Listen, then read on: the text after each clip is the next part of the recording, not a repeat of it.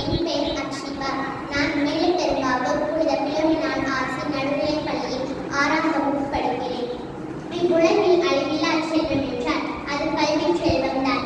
அத்தகைய செல்வத்தை இலவசமாக கொடுத்த படிக்காத மேதையான காமராஜரை பற்றி நான் இங்கு பேச வந்துள்ளேன்.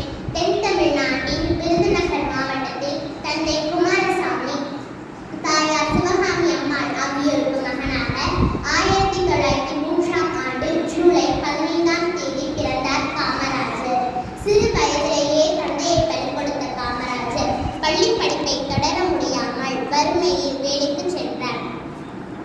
கருப்பு காந்தி என்று பல மாநில மக்களால் பாராட்டப்பட்ட ஒரே தமிழ் தலைவர் காமராஜர்.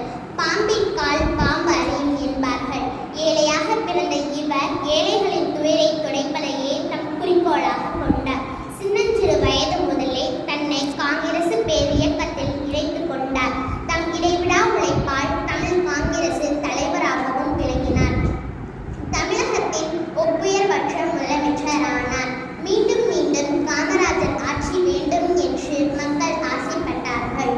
படிக்காத மேதைகளும் பாரினுண்டி என்பர்.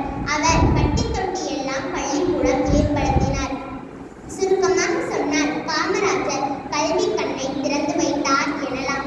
அவர் லஞ்சம் பெறாத முதல்வர், திறமைக்கு மதிப்பளித்து பணி கொடுத்தவர், உண்மை தமிழர் இவரே என பெரியாரால் போற்றி பாராட்ட பெற்ற வீரர். கல்வி கண் திறந்தவர், கர்ம வீரர், கருப்பு காந்தி, தென்னாட்டு காந்தி, ஏழை பங்காளர், தலைவர்களை உருவாக்குபவர், பெருந்தலைவர் என்றெல்லாம் புகழ்பெற்ற காமராஜர் 1970